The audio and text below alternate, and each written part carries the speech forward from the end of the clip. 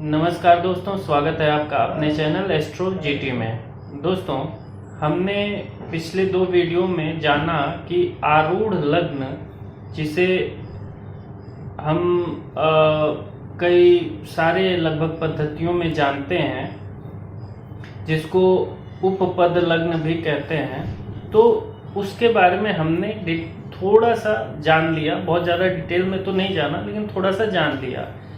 सिर्फ लग्न का आरूढ़ लग्न निकालना, अभी बाकी किसी भाव का आरूढ़ लग्न निकालना हमने नहीं सीखा। हर भाव का आरूढ़ लग्न निकालने पे जो मिलता है राशि, उसका एक स्पेसिफिक यूज होता है। अभी हमने आरूढ़ लग्न, जो लग्न कुंडली का लग्न था, प्रथम भाव जिसको आप लग्न भी कहते हैं, उसका आरूढ़ लग्न हमने निकाला। क्यों? क्योंकि हमें इष्ट देवता को जानना था। क्योंकि बहुत दिनों से मैंने बताया, कुछ लोग रिक्वेस्ट कर रहे थे। तो अब चूंकि हमने आरूढ़ लग्न, लग्न कुंडली से लग्न या प्रथम भाव का निकालना सीख लिया है, तो अब हम यह भी जान लेंगे कि इष्ट देवता को कैसे निकालते हैं या कैसे जानते हैं अपने कुंडली में। ठीक है, तो समय व्यर्थ न करते हुए हम अपने टॉपिक पे आते हैं। और आज बहुत ही अच्छा यह दिन है, जिस पर हम यह बहुत ही एक तरह से गूढ़ रहस्य, वैसे तो ज्योतिष विद्या को ही गूढ़ विद्या या रहस्यमयी विद्या कही जाती है, लेकिन यह एक बहुत ही गूढ़ रहस्य है, जो बहुत मतलब वैसे लोगों को पता ही नहीं चलता है, जब तक कि आप उस गूढ़ता से कहीं ना कहीं रिलेट न करें। एनीवेज, तो हम सबसे पहले हम दो तीन चीजें जानेंगे।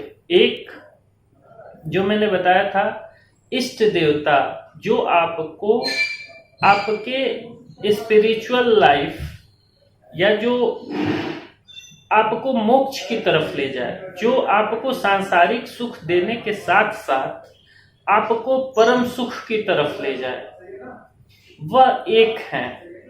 उसको कैलकुलेट करना सीखेंगे। ठीक है। और दूसरा, सांसारिक सुख, देखो, एक तो हम परम इष्ट को पालेंगे, निकाल लेंगे, जिनको आप आराधना करते हो, तो फिर किसी की आराधना की आपको जरूरत नहीं है। आप अपने जीवन में, चाहे वह सांसारिक सुख से रिलेटेड हो, जैसे कि आपका पुत्र सुख हो, आपके जॉब हो, आपके बिजनेस हो, आपका इनकम हो, ये सब सुख ऑटोमेटिक आपको आने लगेगा जैसे ही आप उनको डिवोट होगे। और उसके इतर ऊपर बढ़ते हुए वही आपको मोक्ष की तरफ भी लेके चले जाएंगे। उनकी आराधना से ही आप इस भंवर जाल से भी निकल जाएंगे, अगर आप मन से उनकी पूजा करते हैं तो एक तो इष्ट हमारे हो ही गए, जो मतलब आपको हर चीज से निकालने के लिए बैठे हैं, चाहे वह सांसारिक हो, चाहे वह स्पिरिचुअल आपकी लाइफ हो, है ना। एक हो तो वो तो हम जानेंगे। उसके साथ साथ हम बहुत लोगों को, हमारे साथ बहुत ऐसे लोग भी जुड़े होंगे जिनको स्पिरिचुअल लाइफ से कुछ लेना ही देना नहीं है। भाई मुझे नहीं चाहिए मोक्ष में, मेरा इस जन्म में भाई मुझे गाड़ी मिल जाए, मुझे मेरा बैंक बैलेंस हो जाए, मेरे बच्चे अच्छे रहें, मतलब वगैरह वगैरह, जो भी सांसारिक सुख, तो वो चाहते हैं कि भाई वो किसकी पूजा करें, तो वो भी उनकी पूजा कर सकते हैं। लेकिन कुछ लोग कहते हैं नहीं, स्पेशली इसके लिए क्या है। तो देखो, एक जो परम इष्ट हैं, जिनको इष्ट देवता कहते हैं, उनसे सब कुछ मिलेगा। बाकी अलग अलग रिक्वायरमेंट के लिए अलग अलग देवता भी होते हैं। जैसे मैंने अभी आपको कुछ दिन पहले बताया था, या फिर जो भी ज्योतिष को थोड़ा बहुत जानते हैं, कि अलग अलग भाव अलग अलग चीजों को गवर्न करते हैं, तो अलग अलग ग्रह उनके मालिक होते हैं। तो अगर हम कहें कि भाई हमारा पुत्र का सुख है, वही जो ग्रह गवर्न कर रहा है, वही हमारे कर्म का भी क्षेत्र गवर्न करे, तो ऐसा पॉसिबिलिटी नहीं है ना। सारे के लिए अलग अलग ग्रह है। वैसे ही हर एक रिक्वायरमेंट के लिए अलग अलग भगवान है। तो आप अलग अलग चीजों को डिवोट कर सकते हैं, अलग अलग भगवान के पास जा सकते हैं अपने अलग अलग रिक्वायरमेंट के लिए, ऐसा भी है। लेकिन मैं आपको दो तीन आप देवता ऐसे बता दूंगा। एक तो हमारे परम इष्ट जो आपको जिंदगी में सब कुछ देंगे, चाहे इधर चाहे उधर, सब कुछ, उनको तो आप जरूर पूजा करिए। उसके बाद अगर आप सांसारिक सुख से रिलेट कर रहे हैं अपने आप को, तो सांसारिक सुख से रिलेट करने वाले देवता की पूजा कर लीजिए। और कुछ लोगों को होता है कि हम कुल देवता की भी पूजा करें, तो कुल देवता की भी पूजा करनी आवश्यक होती है। कुल मतलब क्या है आप समझिए। कुल मतलब होता है आपके पूर्वज, जो आपके पूर्वज चलते चले आ रहे हैं वही आपका कुल हो गया। अब आप भी किसी के पूर्वज हो जाएंगे, तो आपका कुल किस किस कैटेगरी, किस श्रेणी के हैं आप, वो आपका कुल हो गया। तो हर एक कैटेगरी, हर एक श्रेणी के कुछ अपने देवता हैं, वह कुल देवता होते हैं। तो वो भी तो हम लगभग 3 देवता तो क्लियरली जानेंगे। एक इष्ट देवता, एक सांसारिक सुखों को देने वाले देवता जो स्पेशली सांसारिक सुख के लिए है, और एक कुल देवता जो स्पेशली कुल देवता है। जबकि इष्ट देवता सुपरसीड करते हैं सबको। अगर आप इष्ट देवता की पूजा करते हैं तो ना आप किसी अलग देवता की पूजा करने की आपको जरूरत नहीं है। लेकिन फिर भी जिनको चाहिए होगा, मैं ये 3 देवता आप कैसे कुंडली से जान सकते हैं, मैं ये बताने जा रहा हूं आपको। ठीक है, देखिए, इसके लिए आपको आपकी लग्न कुंडली होनी चाहिए आपके पास में, और लग्न कुंडली से आपको आरूढ़ लग्न निकाल लेना है। जब आरूढ़ लग्न निकल जाए तो आरूढ़ लग्न को प्रथम भाव मान के एक कुंडली, खाली कुंडली बना लीजिएगा और आरूढ़ लग्न को प्रथम भाव में लिख दीजिएगा। मान लीजिए 5 नंबर आ गया, तो आप सीधा सीधा फिर उसके बाद जो जो राशि पड़ती है सारे भाव में बिठा दीजिए। जो भी नंबर आए, मान लो 2 आ गया तो फिर 3 4 5 6 7 8, ऐसे 5 आ गया तो 6 7 8 9 10 11 12 ऐसे बिठा दीजिए पूरा। ठीक है, 12वें भाव में। और लग्न कुंडली में देख लीजिए कि कौन सा ग्रह किस राशि में बैठा है। वही ग्रह उठाकर आप जो राशि, मान लो लग्न कुंडली में सिंह राशि में कोई ग्रह बैठा है, तो आप अब आरूढ़ कुंडली में जहां भी वह राशि पड़ रही है, उस राशि, उसी घर में उस ग्रह को लिख दीजिए। जिस राशि में लग्न कुंडली में जो ग्रह पड़ा है, वह आरूढ़ वाली कुंडली में आप ढूंढ लीजिए कहाँ पे वह राशि आई है, और उसी घर में उस ग्रह को लिख दीजिए। तो इस तरीके से आपको आरूढ़ कुंडली एक निर्माण हो जाएगा, आरूढ़ कुंडली का, प्रथम भाव के आरूढ़ कुंडली का। ठीक है, और आपके पास लग्न कुंडली है ही। और इसी तरीके से आप एक चंद्र कुंडली बना लीजिए। चंद्र कुंडली कैसे बनाना है? लग्न कुंडली में चंद्रमा जहां बैठा है उस वाले राशि को एक खाली सा कुंडली बना लीजिए और उस वाले राशि को प्रथम भाव में लिख दीजिए। ठीक है, और फिर क्रम वाइज पहले राशियां बिठा दीजिए 12 भाव में, और फिर देखिए कि लग्न कुंडली में किस भाव में, किस राशि में कौन सा ग्रह बैठा है। आप उस वाले कुंडली में ढूंढिए वह राशि कहाँ है और उसी राशि में उस ग्रह को लिख दीजिए। तो इस तरीके से आपको चंद्र कुंडली बन जाएगा। तो लग्न कुंडली, चंद्र कुंडली और आपके आरूढ़ कुंडली को सामने रख लीजिए। अब एक क्वेश्चन आता है कि जिनको नहीं पता है कि कैसे बनाएंगे वो क्या करें, तो देखिए उनके लिए बड़ा सिंपल है। आप गूगल पे 50 सॉफ्टवेयर अवेलेबल है, आप किसी सॉफ्टवेयर में अपना डिटेल डालेंगे तो आपको लग्न कुंडली, चंद्र कुंडली, नवमांश कुंडली तो इजीली बना के दे देगा। और सिंपल आप आरूढ़ लग्न कैलकुलेटर करके डालेंगे तो आपको 50 सॉफ्टवेयर मिल जाएंगे, तो जिससे आप आरूढ़ लग्न निकाल लेंगे। तो आरूढ़ लग्न निकाल लेंगे तो फिर जैसे मैंने बताया वैसे कुंडली बना दीजिए, या अगर कुंडली बना के सॉफ्टवेयर कोई मिल जाता है, दे देता है, तो बहुत अच्छी बात है। तो आपको सब कुछ बना बनाया मिल जाएगा, कुछ बनाने की हाथ से जरूरत नहीं पड़ेगी आपको। तो जब ये तीनों आपके पास अवेलेबल हो जाए तब क्वेश्चन आता है कि अब कैसे निकालें। तो अब कैसे निकालें का यही आंसर है कि चंद्र कुंडली में जिनको लग्न से देखना है, लग्न से मैंने चंद्र कुंडली इसलिए बनवाया क्योंकि अभी मैं कहता कि लग्न कुंडली में आप चंद्र से केंद्र देख लीजिए तो शायद आपको नहीं समझ में आता कि चंद्रमा से केंद्र क्या मतलब है इसका। जो बिगिनर है उनको नहीं समझ में आ सकता है, जो ज्योतिष को जानते हैं वो तो लग्न कुंडली से ही देख लेंगे, उनको चंद्र कुंडली बनाने की जरूरत ही नहीं है। लेकिन जो नए हैं उनको नहीं समझ में आएगा, तो इसीलिए मैंने चंद्र कुंडली बनाने के लिए आपसे बोला कि उससे आपको समझ में आएगा।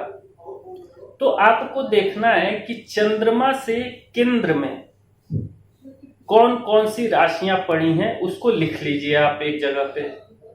चंद्रमा से लग्न कुंडली से देख लीजिए या चंद्र कुंडली से देख लीजिए। जो जानते हैं वो लग्न कुंडली से भी देख लेंगे, जो नहीं जानते हैं वो चंद्र कुंडली से देख लीजिए। चंद्र कुंडली से चौथे, सातवें और 10वें घर में जो भी ग्रह बैठा होगा, जो भी राशियां पड़ी होंगी वह केंद्र की राशियां होंगी।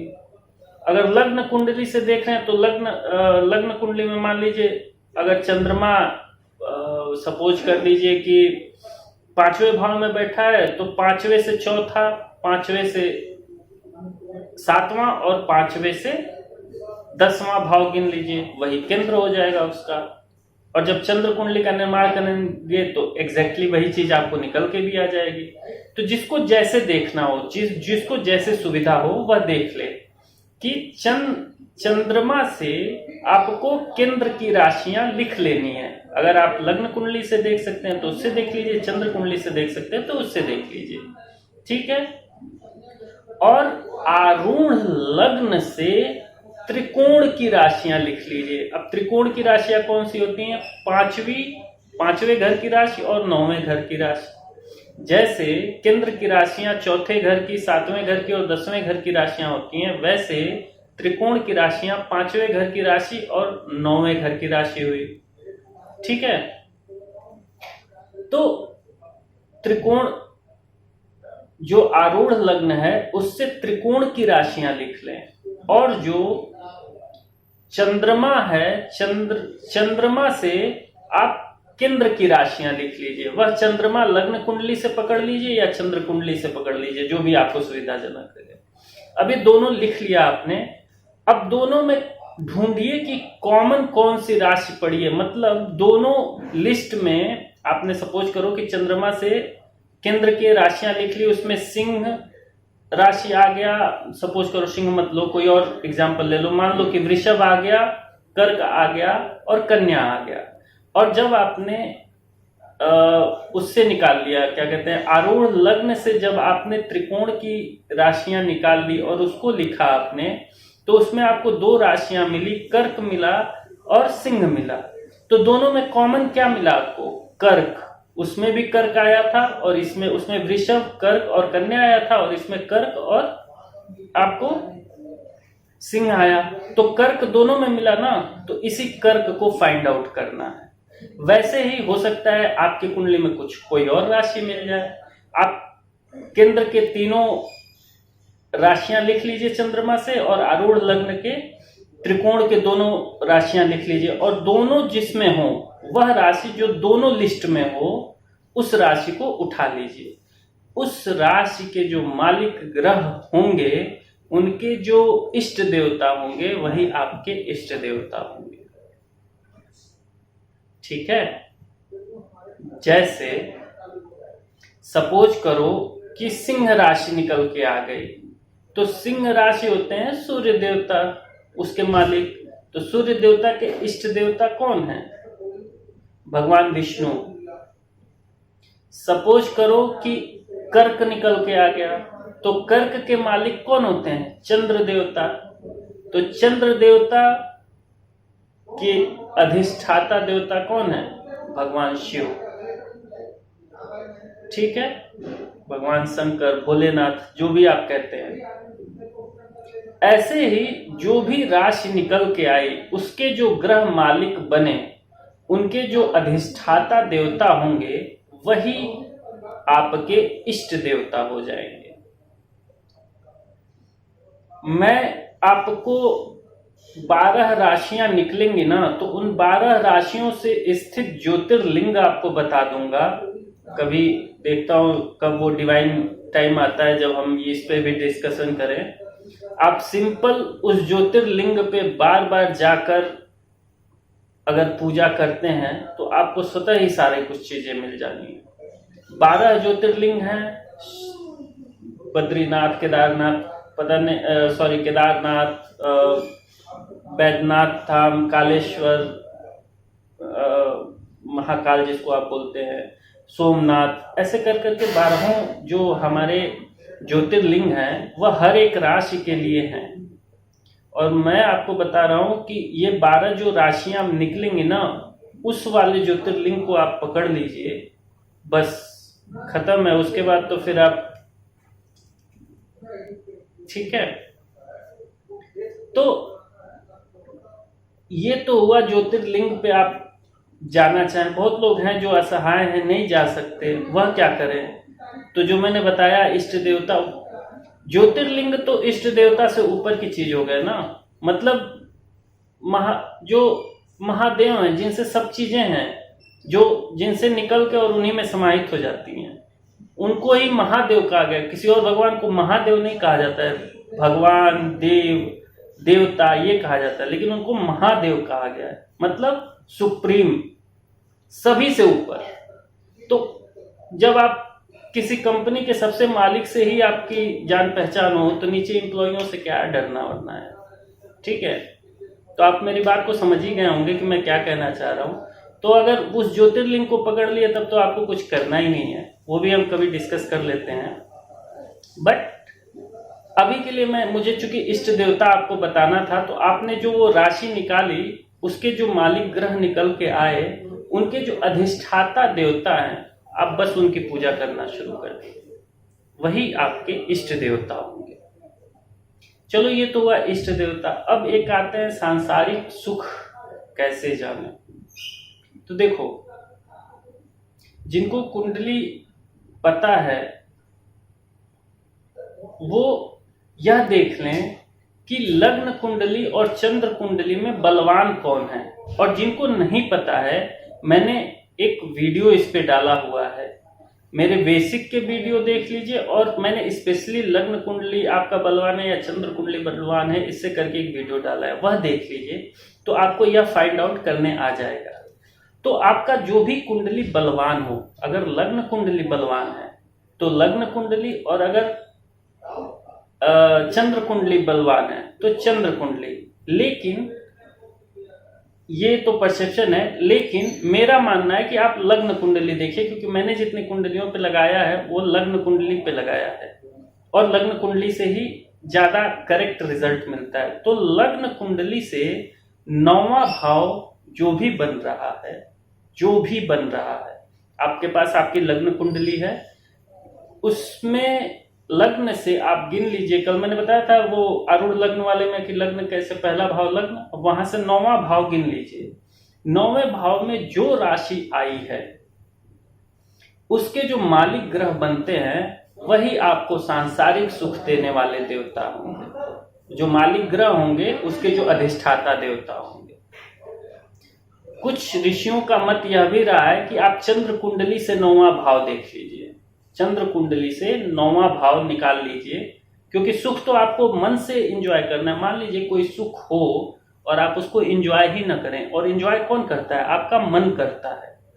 कोई दुख होता है तो यह कौन फील करता है? आपका मन करता है। तो इसीलिए कुछ ऋषियों का यह मत रहा है कि आप चंद्र कुंडली से 9वां भाव देखिए। लेकिन मेरा मानना है कि जितना चंद्र कुंडली से इंपॉर्टेंस रखता है चीज, उतना ही आपके शरीर से, क्योंकि लग्न कुंडली आपके शरीर की कुंडली है। अगर आपके शरीर पे चोट लगेगी तो शरीर को तकलीफ होगा ना। अगर आपको कोई खुशी मिलती है तो शरीर भी तो उसमें इन्वॉल्व होगा। तो मुझे लगता है कि लग्न कुंडली बड़ा सटीक बैठता है, बट आप चंद्र कुंडली से भी देख सकते हैं। ये मेरा परसेप्शन है कि आप लग्न कुंडली से निकालिए, बट आपको जो भी ठीक लगे, लग्न कुंडली या चंद्र कुंडली, वहां से 9वां भाव गिन लीजिए। चंद्रमा से 9वां भाव, जहां चंद्रमा बैठे हैं वहां से 9वां भाव गिन लीजिए, या फिर लग्न कुंडली में जो लग्न है वहां से 9वां भाव गिन लीजिए, और जो 9वें भाव में राशि आ रही है उस राशि के जो मालिक ग्रह बन रहे हैं और उस मालिक ग्रह के जो अधिष्ठाता देवता बन रहे हैं वही आपको सांसारिक सुख, सारे सांसारिक सुख देने वाले हैं। ठीक है, अब आते हैं कुल देवता पर। कुल देवता कहां से देखते हैं? देखिए, हमारा जो 5वां भाव होता है ना, हमारे संचित कर्मों का होता है, और उसी के बेस पे हम किसी कुल में जन्म लेते हैं, किसी श्रेणी में हमको डाल दिया जाता है। ठीक है, किसी कैटेगरी में हमको डाल दिया जाता है। तो जो 5वां भाव होता है, अब मैं बहुत ज्यादा 5वां भाव पे नहीं बात करूंगा, तो 5वां भाव जो होता है वहीं से आपके कुल देवता को देखा जाता है। इसके लिए आप अगेन जो मैंने अभी बताया, लग्न कुंडली या चंद्र कुंडली, देखिए 2 चीजें, अगर दोनों में कोई बलवान निकल के आए, मान लो चंद्र कुंडली बलवान निकल जा रही है तो आप उसको प्रेफरेंस दीजिए, लग्न कुंडली बलवान है तो आप उसको प्रेफरेंस दीजिए। इसीलिए मैंने वो वीडियो बनाया था कि दोनों में से बलवान कौन है, ताकि आपको डिसीजन लेने में इजीनेस हो जाए। लेकिन जिसको यह भी नहीं पता है कि बलवान कैसे निकालेंगे, वह सिंपल दोनों रख ले अपने सामने, लग्न कुंडली और चंद्र कुंडली, और दोनों से 5वां भाव गिन ले। चंद्रमा जहां बैठे हैं वहां से 5वां भाव, और लग्न कुंडली में लग्न से 5वां भाव, और जो भी 5वां भाव निकल के आता है उसमें जो राशि पड़ती है और उसके जो मालिक ग्रह बनते हैं, वह मालिक ग्रह के जो अधिष्ठाता देवता होते हैं वही आपके कुल देवता होते हैं। उनको ही आपको, जो कहते हैं हमें कुल देवता की पूजा करनी है, आपको उन्हीं देवता की पूजा करनी है। अब एक चीज और मत कंफ्यूज करिएगा, मैं क्लियर कर दूं। मैं बोल रहा हूं कि चंद्रमा से 5वें गिन लीजिए या चंद्र कुंडली से 5वें स्थान पे, क्योंकि जब लग्न कुंडली में जब चंद्रमा से 5वें गिनेंगे तो वही भाव मिलेगा जो आपको चंद्र कुंडली में लग्न से 5वें मिलेगा। तो जब मैं चंद्र कुंडली से 5वें बोल रहा हूं तो चंद्र कुंडली से 5वें भी वही भाव समझिए जो लग्न कुंडली में चंद्रमा से 5वां गिनेंगे। तो जब भी 9वां भाव निकालना है तो या तो लग्न से 9वां भाव निकाल लीजिए, या लग्न कुंडली में चंद्रमा जहां बैठे हैं वहां से 9वां भाव निकाल लीजिए, या फिर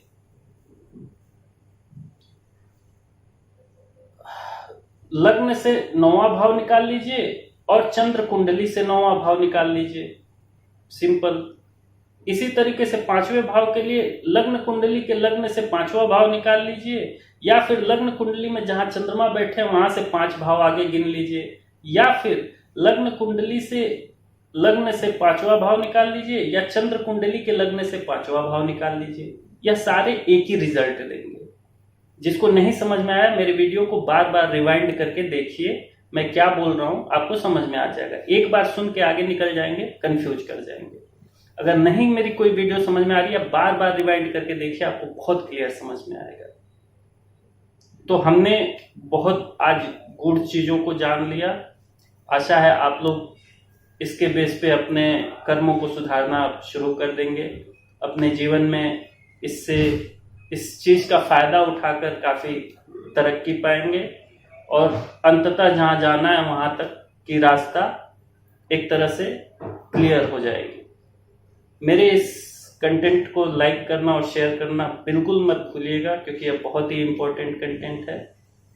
शायद आज परमात्मा को मंजूर था इसलिए यह बन गया वीडियो। मैं जब बनाने बैठा था तो ये 2-3 बार डिलीट हो गया, शायद क्या था भगवान जाने। एनीवेज बन गया तो आप लोगों को प्रस्तुत कर रहा हूं। मेरे इस चैनल को सब्सक्राइब करना ना भूले दोस्तों। तब तक के लिए मुझे इजाजत दीजिए। नमस्कार।